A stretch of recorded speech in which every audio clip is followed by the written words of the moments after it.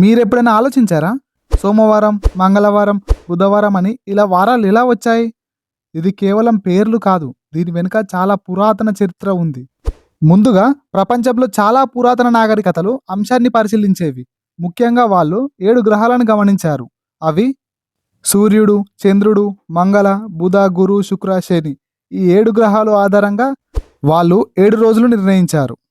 అందుకే మనకు 7 రోజులు ఒక వారం అన్నమాట. ఇప్పుడు పేర్లు ఎలా వచ్చాయి? సోమవారం చంద్రుడు, మంగళవారం మంగళగ్రహం, బుధవారం బుధగ్రహం, గురువారం గురుగ్రహం, శుక్రవారం శుక్రగ్రహం, శనివారం శనిగ్రహం, ఆదివారం సూర్యుడు. ఇది కేవలం భారతదేశంలో మాత్రమే కాదు, ఇంగ్లీష్లో కూడా ఇదే కాన్సెప్ట్ ఉంది. Sun day, moon day, Saturday, ఇలా ఇంగ్లీష్లో కూడా గ్రహాలను చూసే పేరు పెట్టడం జరిగింది. అంటే ఇప్పుడు మనకున్న వారాలు ఆకాశంలో ఉన్న గ్రహాల నుంచి వచ్చాయి. ఇది వేల సంవత్సరాల క్రితం ప్రారంభమైన వ్యవస్థ. ఇప్పటికీ ప్రపంచం మొత్తం అదే సిస్టమ్‌ని ఫాలో అవుతుంది.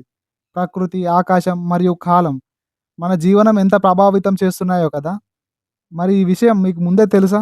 తెలిస్తే కామెంట్ సెక్షన్‌లో కామెంట్ చేయండి ఫ్రెండ్స్. మరొక వీడియోతో మీ ముందుకొస్తాను.